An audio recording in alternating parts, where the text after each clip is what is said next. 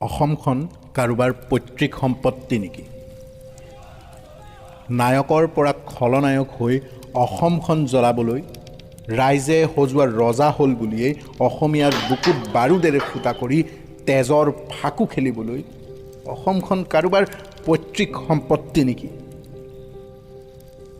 কোনোবা চাহ বেপাৰীয়ে বিস্কুট বিকাৰ দৰে অসমখন বিকিবলৈ, কোনোবা গৃহমন্ত্ৰীয়ে অসমক অসমীয়াৰ সংজ্ঞা শিকাবলৈ অসমখন কাৰোবাৰ পৈতৃক সম্পত্তি নেকি? মান মোগল খেদাৰ দৰে বাংলাদেশী খেদাৰ সাহস এতিয়াও বুকুত আছে। আৰু ৰজাঘৰৰ দেশদ্ৰোহীকেইটাক চকীৰ পৰা চুচুৰাই আনি মাটিত পেলোৱাৰ সাহসো ৰাখি থৈছোঁ বুকুত। সেইবাবে দিল্লী কঁপিছে, ইফালৰ পৰা সিফালে ধৰ্মৰ বেপাৰীবোৰ দৌৰিছে। আৰু এই দেশত থাকি দেশক বিকা ঘটিৰাম বাতিৰাম কেইটাক কৈছোঁ, এইখন কোনো ডাষ্টবিন নহয়। ভোট বেংকৰ খেল খেলিবলৈ অসমখন খেলপথাৰ নহয়। ইয়াৰ মানুহবোৰৰ আত্মসন্মান আছে। নিমখ ভাত খাম, কিন্তু দিল্লীৰ টুপৰ লোভত দেশ নিবিকো।